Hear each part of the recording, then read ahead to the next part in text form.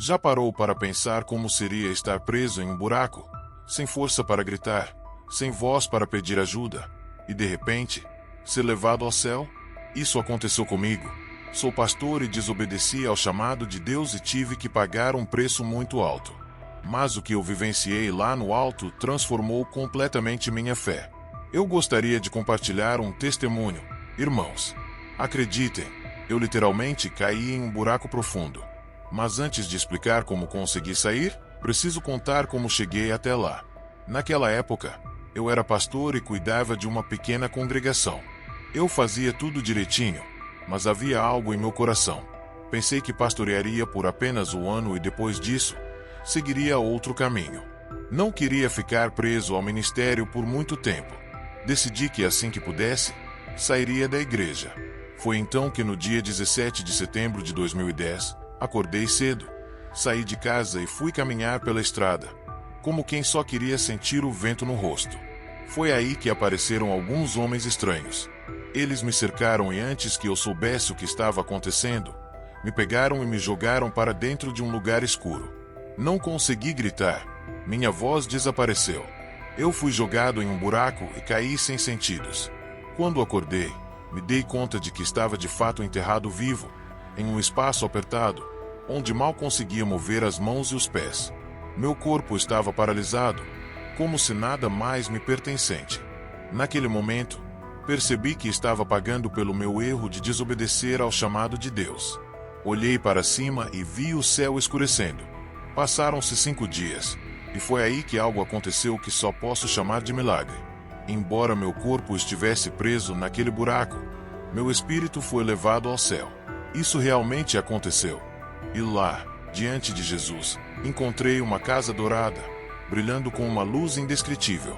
Jesus me esperava, radiante, e ao me ver, se levantou e me disse, com uma voz suave e acolhedora: "Vem, meu filho, seja bem-vindo."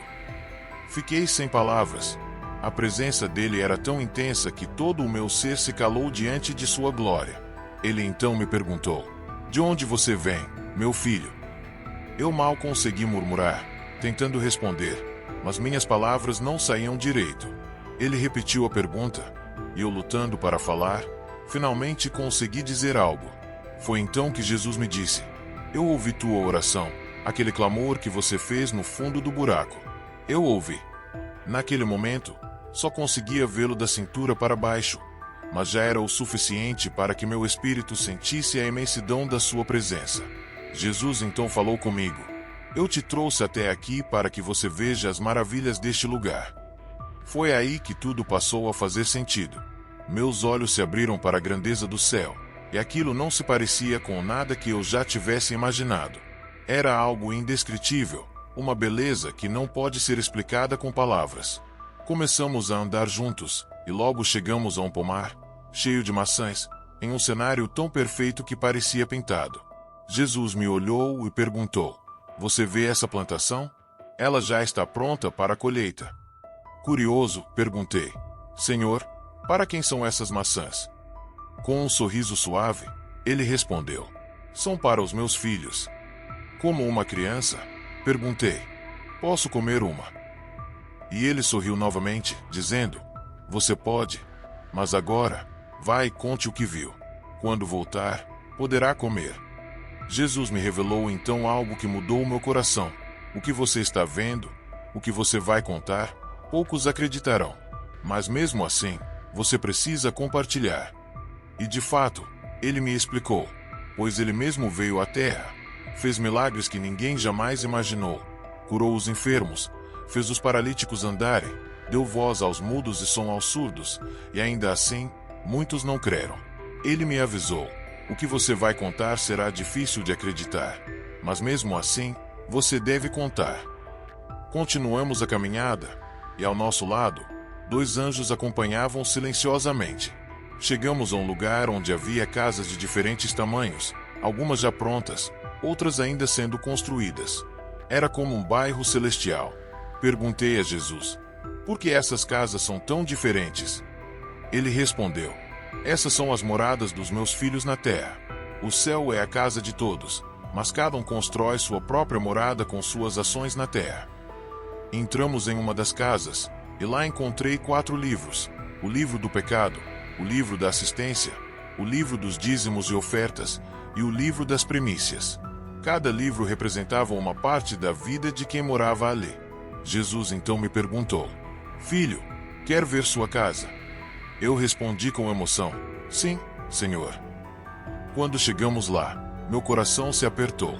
A casa ainda estava em construção, faltava muito para ela estar pronta. Jesus me disse: Sua casa está sendo construída com esforço.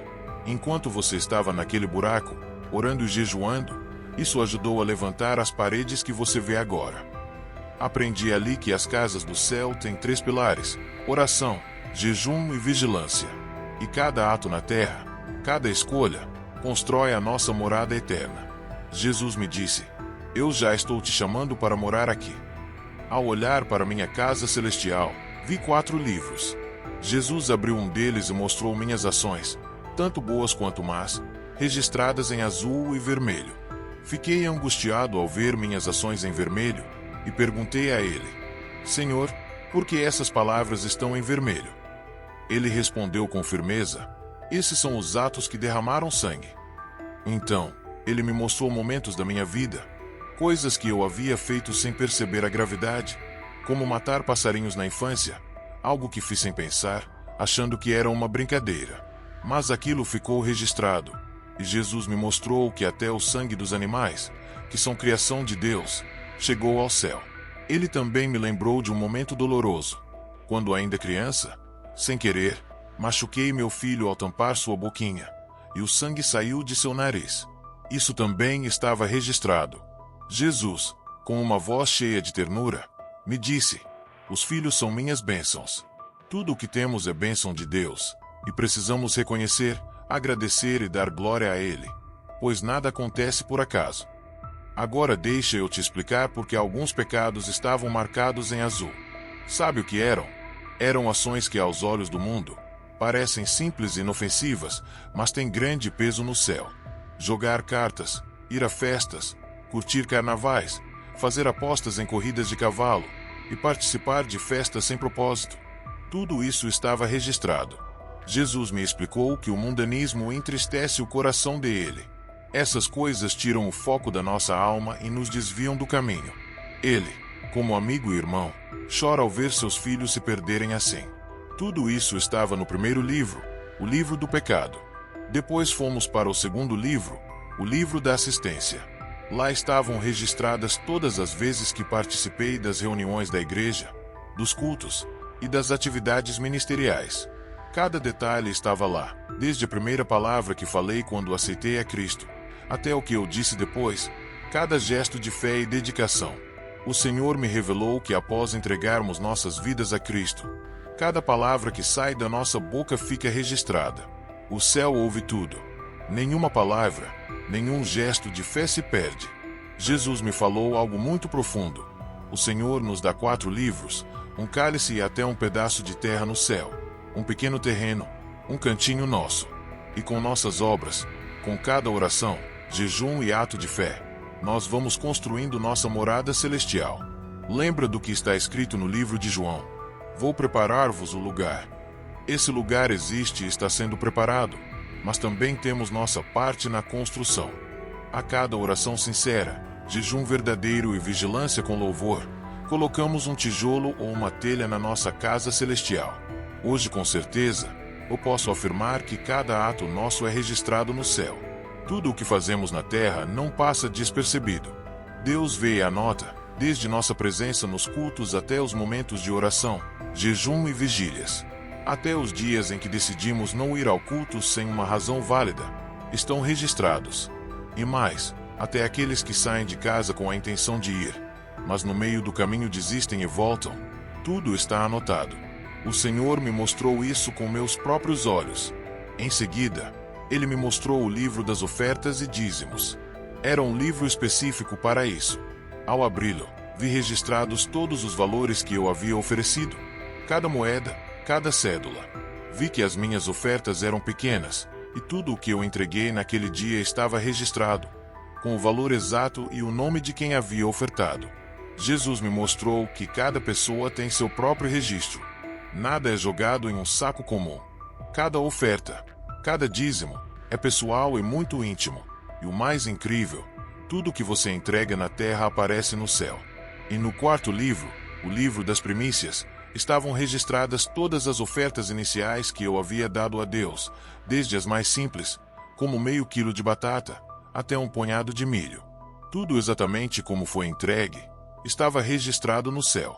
Não importa o tamanho ou valor do que oferecemos, o que importa é o gesto e a atitude do coração. Toda obra que realizamos na terra tem peso no céu. Mesmo as esmolas que você dá aos necessitados estão registradas. Lembra o que diz Provérbios 19, versículo 17? Quem se compadece do pobre empresta ao Senhor, e ele lhe pagará. Nada escapa do olhar de Deus. Mas não para por aí. Sabe o que mais vi? Uma corrente de ouro, uma corrente brilhante, dourada, que tinha um significado profundo que ainda vou compartilhar com você. Você sabe como é forjada essa corrente de ouro no céu? Eu também não sabia, até ver com meus próprios olhos. Ela é feita com as pequenas coisas que fazemos na terra, como varrer o chão da igreja, colocar flores no altar, arrumar as cadeiras. Cada pequeno ato de serviço fica registrado e contribui para construir essa corrente linda e cheia de significado. Eu pude ver a minha própria corrente, e posso te dizer que cada ato que fiz, cada serviço no ministério, foi registrado. Cada culto que organizei, cada copo d'água que entreguei, até as doações para a igreja, tudo estava lá, registrado com detalhes, como se cada gesto tivesse sido cuidadosamente anotado. Nada se perde, nada é em vão. Cada roupa que você doa, cada item que você entrega como primícia, tudo está registrado no céu. E Jesus me mostrou o cálice. Um cálice cheio, mas não de vinho. Ele estava cheio de minhas lágrimas, as lágrimas que derramei orando, clamando, cantando pelas coisas de Deus. Cada lágrima estava ali, guardada com carinho, como se o céu colecionasse cada gota. Depois de ver tudo isso, continuamos nossa jornada. Eu, Jesus e os anjos majestosos, caminhando por aquele céu grandioso, até que chegamos a um lugar maravilhoso. Era um campo coberto de flores, mas não flores comuns. Elas eram flores celestiais. O perfume delas era indescritível, tão doce e puro, que nenhum aroma da terra pode sequer se comparar. Tinham flores de todas as formas e cores, aromas que mudavam com cada passo que eu dava, como se o ar fosse preenchido com um novo toque de fragrância a cada movimento. Era um espetáculo celestial. Mas de repente, algo mudou. Olhei ao redor e percebi que Jesus não estava mais ali. Fui em busca dele, procurando entre as flores, mas não o encontrei. Meu coração apertou. Eu sentia como se tivesse sido deixado ali, sozinho. Gritei: Senhor, onde está o Senhor? Foi então que apareceu um anjo. Ele não disse nada, apenas apareceu diante de mim, e eu o segui sem questionar. Continuamos a caminhada até ouvir uma multidão. Era como um burburinho, uma mistura de sons e vozes, murmúrios e gritos, como uma multidão conversando ao mesmo tempo. Jesus apareceu novamente na trilha e me perguntou: Filho, você está ouvindo esse barulho? Sim, Senhor, respondi, mas eu ainda não conseguia ver claramente o rosto dele. Era como se uma luz intensa me impedisse de ver seu rosto completamente. A presença dele era tão forte que mal eu conseguia suportar. Então Jesus me levou a um lugar que eu jamais imaginaria ver, a porta do inferno. Quando chegamos, o que ouvi me cortou por dentro. Gritos, lamentos, um som angustiante, como se aquilo atravessasse os ossos. Jesus, com os olhos marejados e soluçando, olhou para mim e perguntou: Você está ouvindo esses gritos? Eu disse, com a voz embargada: Sim, Senhor, estou ouvindo. Com o coração apertado, ele me respondeu: Essas são as pessoas que não me aceitaram como Salvador. Por isso, estão aqui. A dor na voz de Jesus era clara. Então, com um olhar pesaroso, ele me disse: Algumas dessas pessoas você conhece.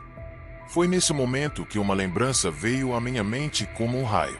Lembrei-me da minha mãe, anos atrás, me contando sobre a morte do meu pai. Eu ainda era apenas um bebê, com 1 ano e 2 meses, quando algo extraordinário aconteceu. Jesus chamou meu pai, Máximo Escobar de Kristen, e ele apareceu no meio de um cenário angustiante. O rosto do meu pai estava irreconhecível. As lágrimas que ele havia derramado ao longo dos anos, naquele lugar de tormento, haviam desfigurado seu rosto. O nariz e a boca já se misturavam, como se a dor tivesse aberto um buraco na sua face. Ele olhou para mim, e com uma voz cansada, disse: "Meu filho, você está me vendo aqui neste lugar de sofrimento." Foi impossível não chorar. Ver meu pai naquele estado, atormentado por algo tão profundo e incontrolável, foi uma dor insuportável. Enquanto isso, pude perceber algo ainda mais perturbador. Satanás estava lá, vigiando tudo com olhos frios e sem vida. Ele tinha uma aparência grotesca, com os ouvidos de uma ovelha, o rosto de um macaco e olhos de porco. Em uma das mãos, carregava uma espada, e não se afastava de meu pai, como um carcereiro implacável. Meu pai, desesperado, me pediu: "Quando você voltar, avise a nossa família para que não venham para cá. Eu sou o único que estou aqui, e isso já é dor demais. Que eles não sigam este caminho." Nesse momento, Jesus estendeu a mão em direção ao meu pai, e o sofrimento dele aumentou. A dor foi além do que qualquer ser humano pode suportar. Pedaços de sua face começaram a cair, como carne podre, escorrendo junto com suas lágrimas de angústia. Ver aquilo foi uma experiência devastadora. Meu pai foi arrastado de volta ao sofrimento, seguido por Satanás e seus demônios. Fechei os olhos, desejando que tudo aquilo acabasse, mas naquele instante, Jesus se aproximou de mim, gentilmente enxugando minhas lágrimas com as próprias mãos. Senti o consolo do céu ali, no meio de tamanha tristeza. Foi então que ele me perguntou: "Filho, quem mais você gostaria de ver aqui neste lugar?" Sem hesitar, respondi: "Gostaria de ver minha prima Olga." Jesus então a chamou, e ao longe pude vê-la. Porém, havia algo que me incomodava. Satanás estava sempre por perto, como uma sombra que não a deixava. Quando Olga se aproximou, pude perceber que ele ainda a vigiava, como se fosse dono de sua dor. Ela me olhou e perguntou, surpresa: "Juan, você também está aqui?" Antes que eu pudesse responder, Jesus interveio: "Não, ele vai voltar." Foi então que minha prima, desesperada, me implorou: "Se você vai voltar, por favor, avise ao meu pai, à minha mãe, aos meus irmãos e irmãs, para que não venham para cá. Por tudo que é mais sagrado, não deixem que eles terminem aqui." A dor no rosto dela era insuportável. Fiquei assustado e perguntei: "Olga, você é mulher? Onde está o seu cabelo?" Ela estava careca, e com tristeza, ela respondeu: "Pregaram a palavra de Deus para mim, mas eu não o escutei.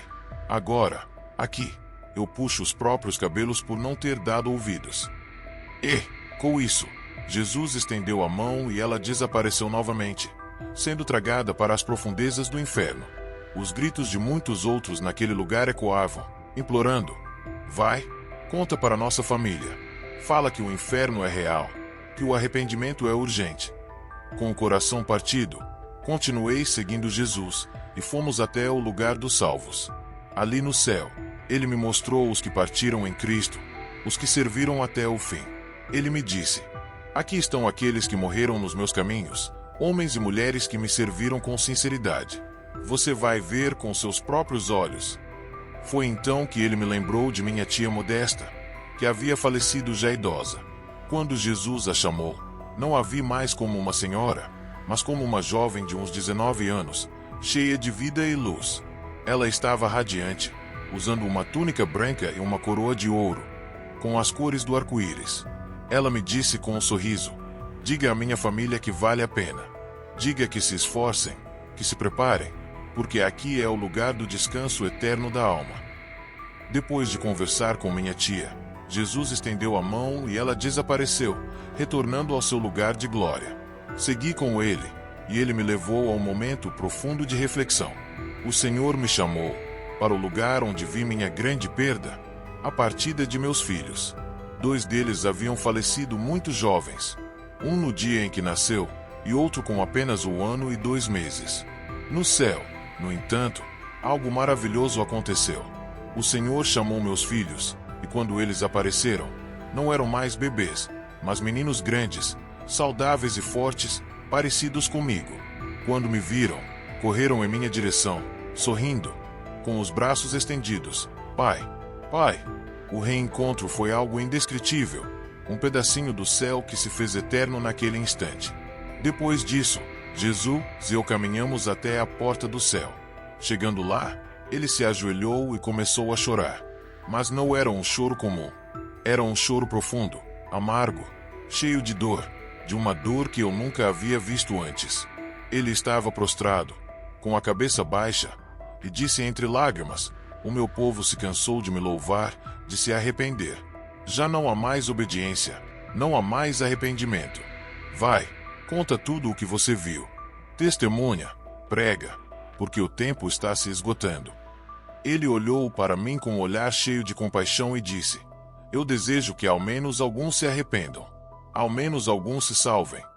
Enquanto ele falava, as lágrimas caíam, molhando o chão.